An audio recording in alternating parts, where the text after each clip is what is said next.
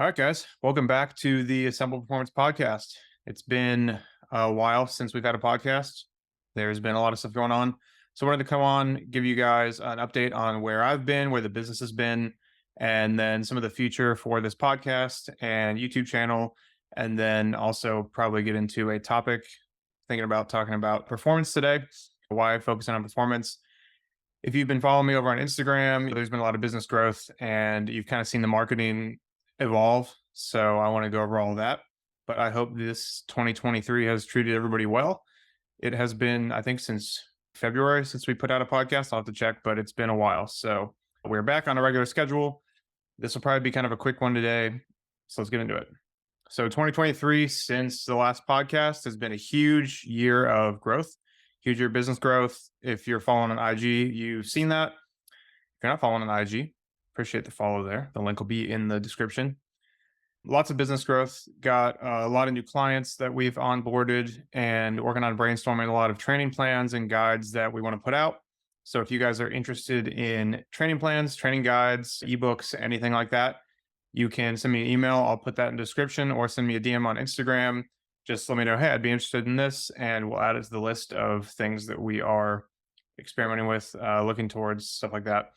It takes a while to make a good program because if I want to make a program that, say a 20-year-old with no kids and just a job can do, as well as like a 35-year-old mom with a few kids and a job, right? I have to put a lot of time and effort into explaining things in the training plan and in the guide. Okay, this is how you can work around this. This is how you can work around that. Take a lot of things into account because life stressors also impact our training. So it's probably the biggest hurdle is just the time that I have to put into making a solid program because I don't want to put out a shitty program.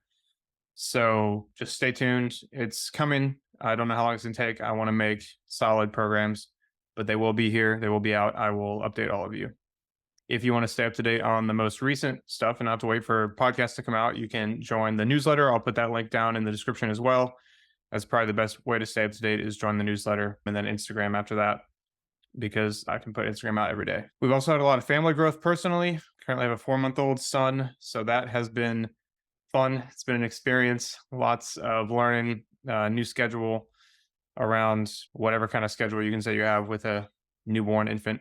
I guess he's not technically a newborn anymore, so that phase went crazy.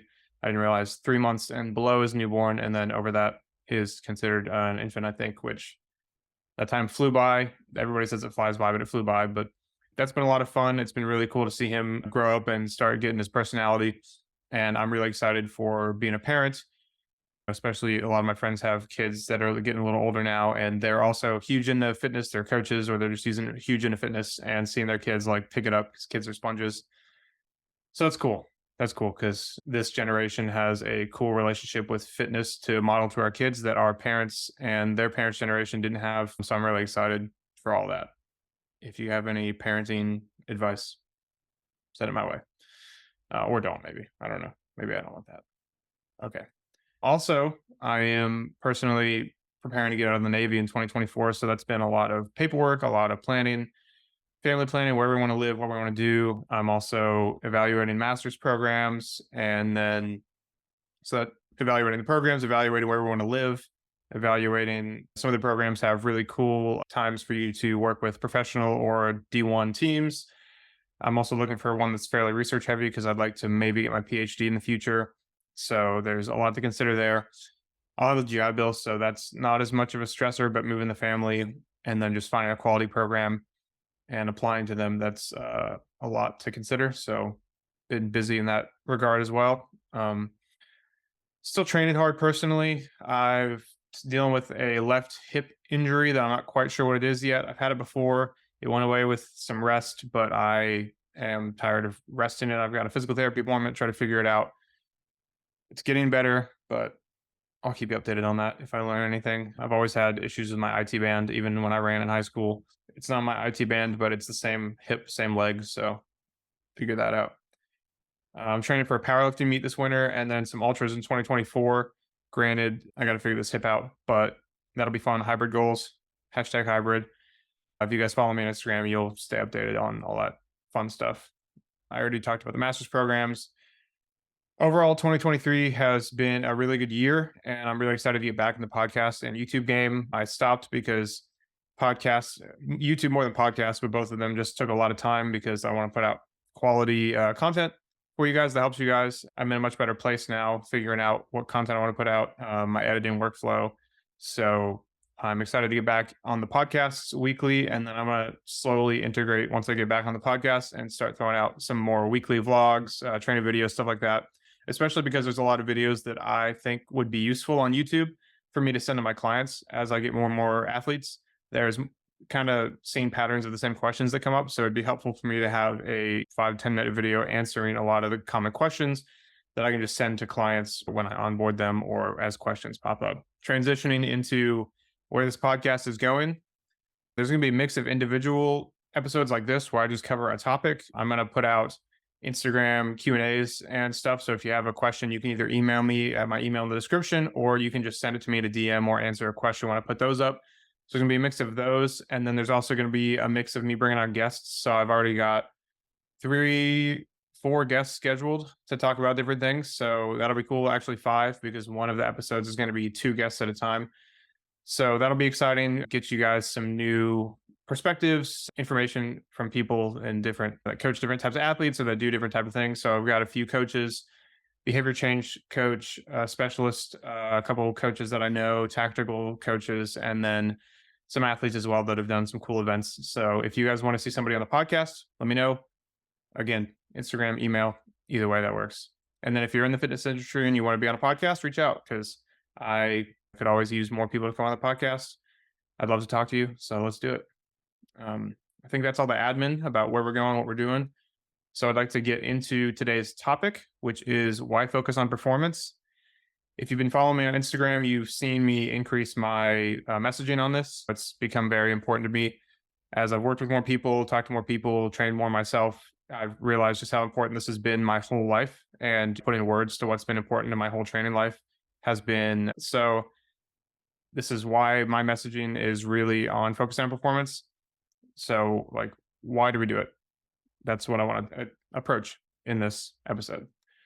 So the first topic, we have to understand, what does it mean to train for performance? So my definition of this is the primary goal of your training is to become better at a task, whether that's running, lifting, obstacle course racing, etc. So this is in contrast to training primarily to look a certain way. So when I was coming up through training, I was really looking at some of the tactical athletes and even some of the D1 and professional athletes, and they train for a task. They train to elicit an adaptation so that they can perform a task, whether that's a job in the sense of a tactical athlete like military, fire, law enforcement, or whether that's to play a football game, volleyball, basketball, but they all train for a task. And when I was really coming up in the fitness space, a lot of the content at the time, especially when I was in like high school and stuff, was focused on bodybuilding, and that wasn't something that resonated with me. I was training for the military. I was more interested in performance, less interested in how I looked, because I looked at all these people that very high performers, and most of them did not look like bodybuilders. They looked a little bit what we would consider now more just like normal athletic physique. But it really didn't resonate with me, all the bodybuilding content. So I really started looking at performance. How do we train for performance first and not worry about our aesthetics first? A lot of social media has made us want to do. That's become more popular with CrossFit. But again, CrossFit was cool, but it wasn't really my scene. So I was trying to find, like, where do I fit in here? And that's when I got into hybrid training and so on and so forth. We'll talk about it. But the definition for me, focus on performance, is that is the primary goal of your training, is to become better at a task, running, lifting, obstacle course racing, etc. Now, important to note is just because we're training for performance, it doesn't mean we can't look good. A great quote that another coach, a friend of mine, told me about. He said, every race car is a show car, but not every show car is a race car. And I thought that was pretty profound as a metaphor. And if you look at D1 athletes or professional athletes, like, no one would say that they don't look good. They don't look like a bodybuilder. They don't look like a show car, but they're a race car, metaphorically a race car. And they look great. People watching every week. They absolutely crush whatever they're doing. So I like that metaphor. And at the end of the day, our looks all mainly come down to nutrition with a proper training schedule anyways. So you can train like for performance for an athlete, not doing a bro split. And if your nutrition is dialed in, you're still going to look great. And then no matter how you train, if your nutrition sucks, your aesthetics won't be there really. So why do I think it's important to focus on performance? There's a few reasons. One, I enjoy it. So I think you should do what you enjoy. But two, what is the point of looking good if you feel like shit? A lot of bodybuilders, especially when they're getting down to those lower body fat percentages for their meets, that's not healthy. They feel awful. Ask any bodybuilder who stepped on stage and been ready to step on stage. They feel awful. Their hormones are tanked. Their sex drive is gone. Their emotions are just either dull or everywhere, depending on the person. It's not a place that I want to be. It's not a place that I want to focus on. It's not fun, like not at all. And then also, diet culture can create a lot of negative associations with our bodies. So I've seen this in a lot of people, and even in myself when I was focusing mainly on how I looked. You're always picking up on these little flaws, borderline sometimes body dysmorphia, where you're picking up on these little flaws that you wouldn't notice otherwise in yourself, and you're like focused on that last 1% of like, if I just lose those last 2 pounds of body fat, I'll finally be happy with how I look. And that's just not true. You're never going to be happy with how you look. Not to say that people that focus on physique and aesthetics first all have an unhealthy relationship with their bodies. I'm not trying to say that, but you are at a higher risk for that. And personally, that's kind of how I found it to be. Whereas training for performance, I've given myself the space to appreciate my body for what it can do more so than what it looks like. And a lot of my athletes agree. They all say mostly the same things. Like, I really appreciate my body for being able to pick up heavy things, to move over long distances. Personally, I've trained for powerlifting and ultra marathon racing. So, like, the ability of my body to do that is really something I appreciate. To be able to, again, lift heavy things, move over a long distance, like, that's not a small task. And even working through everyday life is not a small feat. And so learning to be appreciate your body for what it's capable of instead of what it looks like is, I think it's a healthier way to view your body. And I'm going to argue that I'm happier with how I look, even though, like, I'm happier with how I look focusing on performance than if I was focusing on aesthetics, even if I looked the same way. So in the same body, I would be less happy with myself focusing on aesthetics because I'd be picking up on all the little things that I think are wrong with my body, which right now I can look at my body and I'm like, dude, my body can do so much awesome shit. Like, I really appreciate it for what it does. And it looks great too. I'm happy with how I look. So I think it's a much healthier way to approach how we look and our training. Doesn't mean that you can't have fat loss. Doesn't mean that if you think you're overweight, you can't have fat loss. I just like to reframe it as, if you're trying to lose body fat, right? Most people say body weight. I don't say body weight because body weight is just a metric of how we relate to the world. I like to say body fat because that's what you're trying to do, is lose body fat and increase your lean muscle mass to create a more favorable body composition. And then maybe if you're very overweight, some better health outcomes too. So that's not just body weight, but that's going to be body measurements. It's going to be calibers, maybe, however you decide to measure that. So when you're in that state, though, a lot of people feel very restricted. They're like, I have to restrict what I eat. I have to do all this stuff. I have to increase my exercise to create a bigger calorie deficit. Not that that's not true. That's all true. But I think the mindset can be a little bit more optimized. So the mindset can be, instead of I'm going to eat certain things to restrict my calories, you say I'm going to eat certain things to create a healthy, strong body that can handle everything that life throws at it, that can do whatever awesome events that you want to do. Maybe you set a goal to run your first 5K, first 10K, lift a certain amount of weight on a barbell for the first time in your life or for the first time in a long time. And so you start to, instead of thinking, I'm going to take all these things out of my diet, you start to think, okay, I'm going to add in a big salad here. I'm going to add in all this protein throughout the day because that's going to be what creates a stronger body. And then when you eat more protein, when you eat more leafy greens, when you eat more stuff, you're going to eat less of the other things. Or you can be a little mindful of, hey, I'm not going to have this entire bowl of Sour Patch Kids because that's not making me stronger. Instead, I'm going to have a protein shake and a salad with chicken and some healthy fats on it and nuts and healthy dressing, because that's going to fuel my body to create a healthier body. And then that also goes over into your training.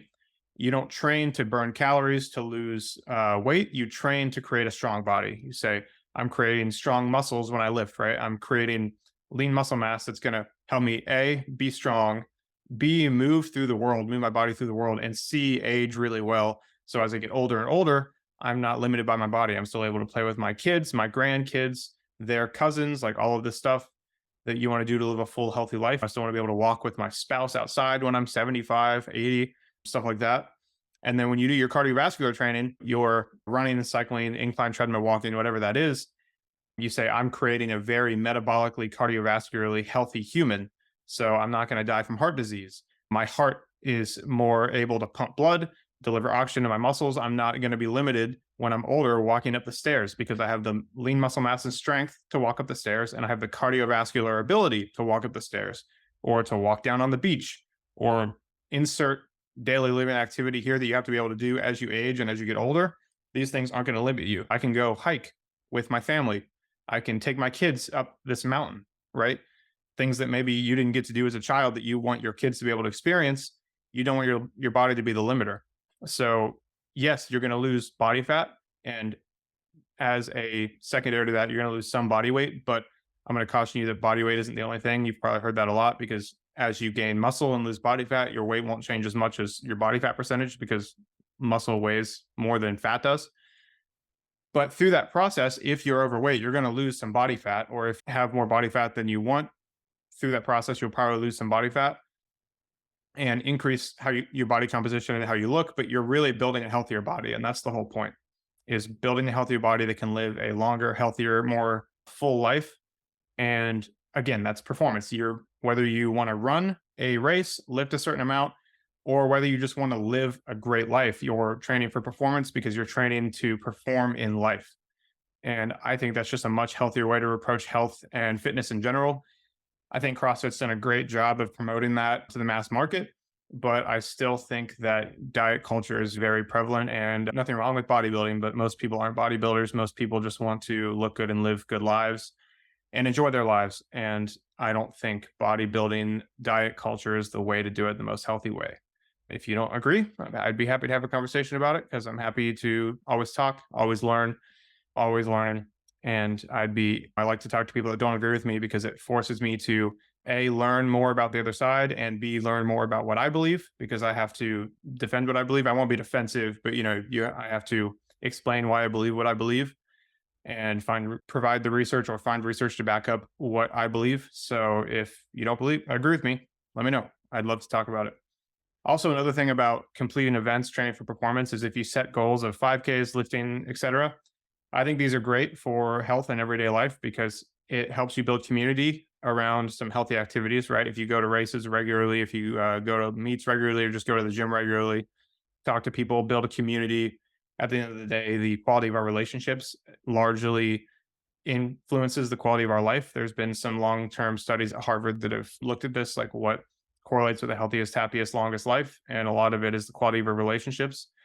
So, like, for instance, I go out to the run club. When I go out to local races, I'm always so much more rejuvenated talking to people. I make friends, and it's just a great community to be a part of. And I'm excited to do that with this powerlifting meet too. Just go and meet new people. Going to one powerlifting meet probably won't make like long-term, year-long friendships, but it's one step in the process of getting out in the community. So that's one. And two is completing events builds a snowball effect of wins. So you do one thing and it's like, all right, cool. I did what I said I was going to do, and it increases your confidence. And then you move to the next thing and the next thing, and you create the snowball of wins that's hard to stop once you get momentum going. It increases your confidence. It increases your sense of self and identity. You're just like, I am somebody who does what I say I'm going to do. I am somebody who finishes these events, who gets out in the community, who does things that make me uncomfortable. And it starts to really create this momentum that's really hard to stop once you get it going.